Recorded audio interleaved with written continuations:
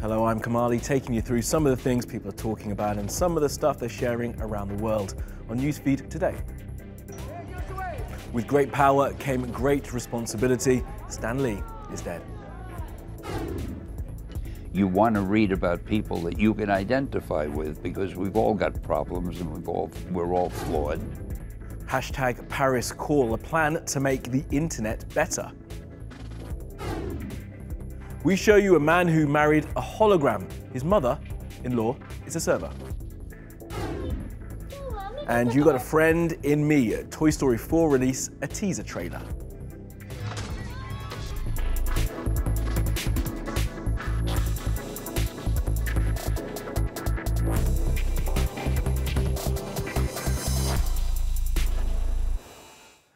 Now, top of our newsfeed, it's Stan Lee, the man who made Marvel and who brought the world Spider-Man, Black Panther, among many others, has died. And what made Stan Lee so special is that he made superheroes relatable. Here's a look back. Stanley Martin Lieber was born in 1922 in Manhattan. When he graduated from high school, he wanted to write books, but was drawn to comics. In 1961, he created the Fantastic Four. 1962, Spider-Man. 1966, Black Panther. In the 1980s, he tried to turn his characters into live-action series. The Incredible Hulk was one of them. In 2001, he started POW Entertainment. 2008's Iron Man was the beginning of the Marvel Cinematic Universe. The MCU is now the biggest movie franchise in history.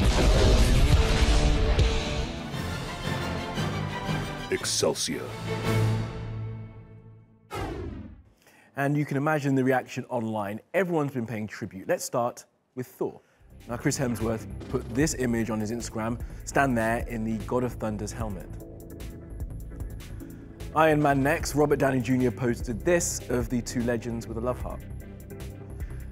And even Mr. Lee's comic book rivals over at DC paid their respects with this, signing off a tweet laying out just why Stan was so important with Stan's trademark word, Excelsior. And here's what some fans had to say. He gave us these cool superheroes that everyone can kind of look up to no matter who you are.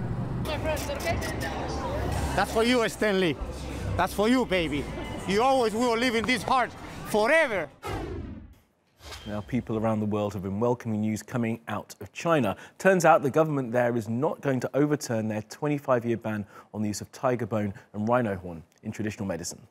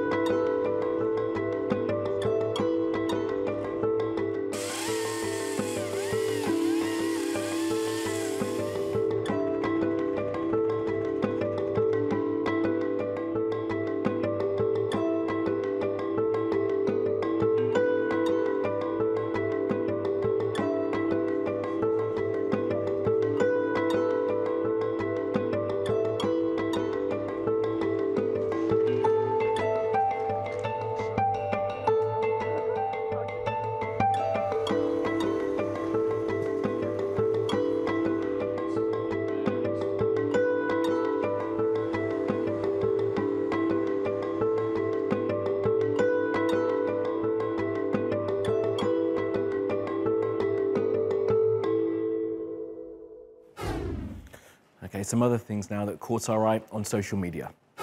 Just find the secret zipper and pull out the American flag themed blanket. Then wrap yourself in the red, white, and blue for comfort and warmth. No, you are not in some weird nightmare. This is a real advert for a real product, and it's really called the Trumpy Bear, and it will really cost you $50 American. Kind of reminds me of a Care Bear, but instead of the Care Bear stare giving out love, this one lies, calls Mexicans rapists, and grabs women by their genitals. And in the same universe, but not quite as strange, people all over the world are doing this, pretending to faint on the beat. It's called the Idibala Challenge and has been seen all over the world, but especially in South Africa. That's because its inspiration is a song by King Monanda called Malwehede. It's sung in Sepedi, and the chorus says, "I have an illness of fainting." And the illness is spreading. People in China have caught it too.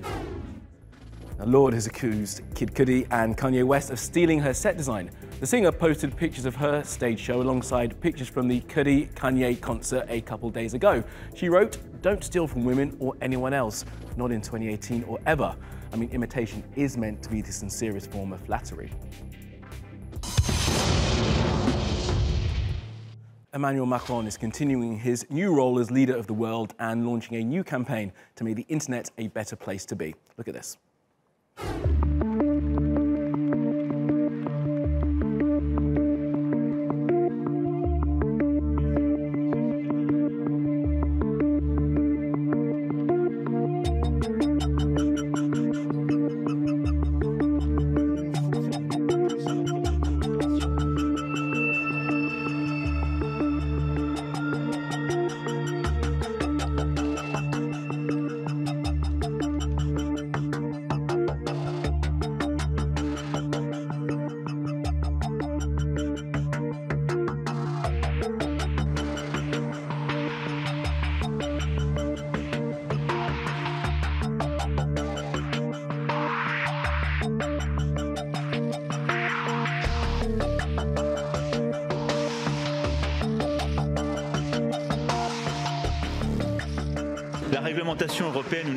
France and Facebook will launch an unprecedented on-the-ground experiment.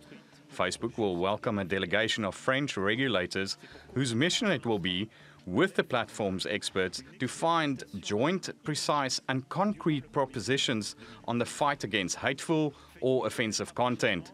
This is a first in my view, and it illustrates the method of cooperation that I spoke about earlier.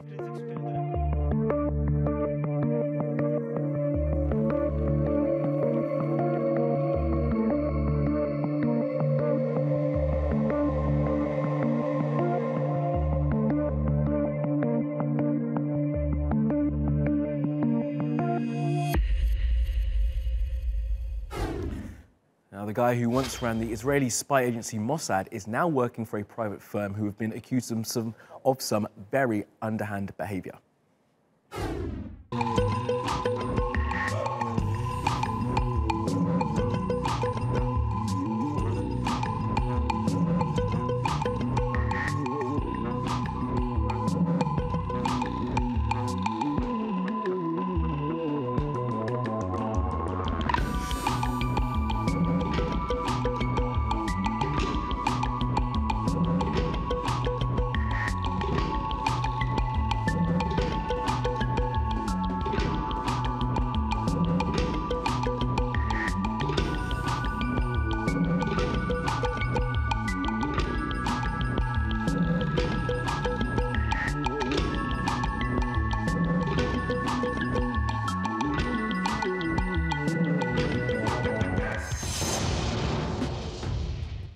Okay, around the world now for some other stories you need to know this Tuesday.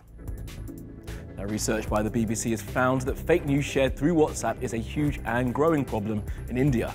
Now, we've told you before about how WhatsApp has tried to limit the spread of misinformation in India by adding features such as limiting the number of people a message can be sent to, but the research suggests that that has been ineffective. Further, the BBC report that some of those they spoke to see it as their patriotic duty to forward news, and that India's robust and trusted media means that people are more likely to think that what they read has been checked for truth before it reaches them. This is an American high school class posing for a photograph. And yes, they are giving Nazi salutes. It was originally put on the internet with a caption, "We even got the black kid to throw it up." And the photo was taken in the spring, and apparently the police are now investigating. I think I can help you with your inquiries, officers. Teenage boys are idiots. Case closed.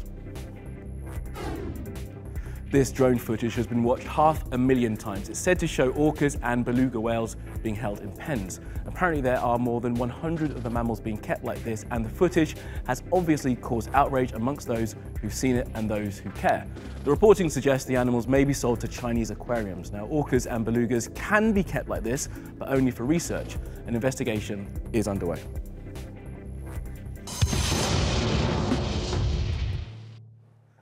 Scientists in Egypt have found some stuff in the ground that they think will encourage tourists back to the country. See what you think.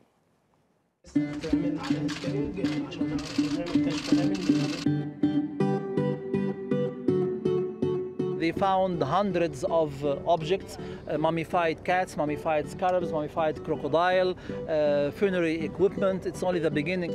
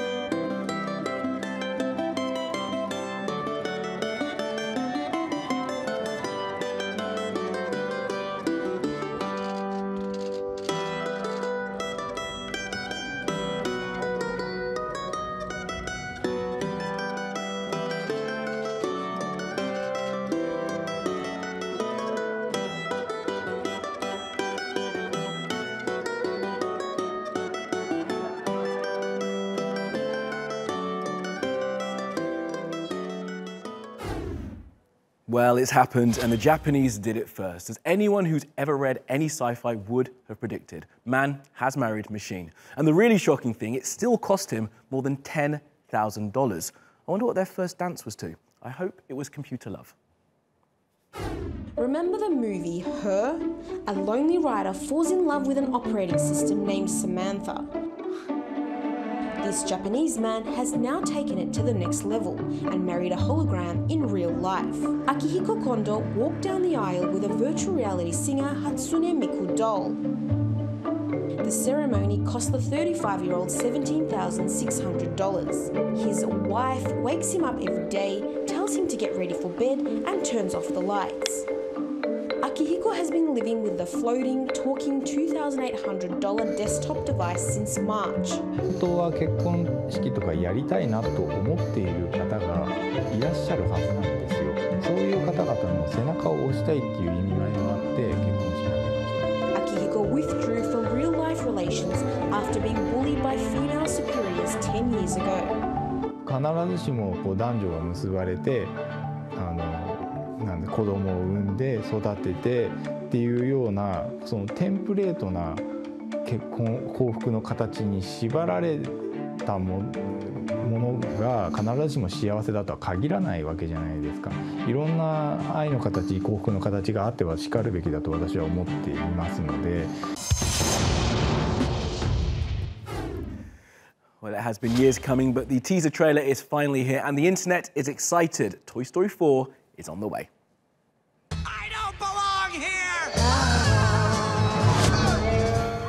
Well, that weird-looking fork, spoon, spork thing is called Forky, and it's the new character, and according to the synopsis that they released with the trailer, he doesn't think he's a toy.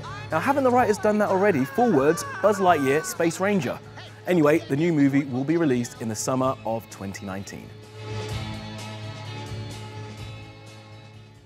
And that is all from the NewsFeed team. Reach out to me with your questions, comments, complaints, and suggestions. I'm at Kamali Melbourne. You'll find us 24/7 on Twitter, YouTube, and Facebook. Follow, subscribe, and add. See you again tomorrow.